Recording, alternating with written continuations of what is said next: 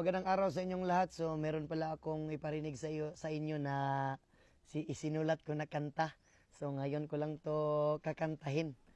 So, pinamagatang lipad. Sana magustuhan ninyo.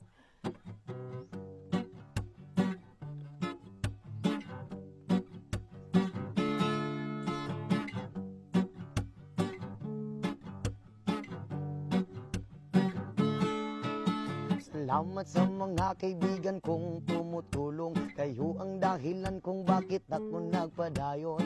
Hinay-hinay magmalampuson ratapuhon. Daghan man ng problema kaya ra ng latason.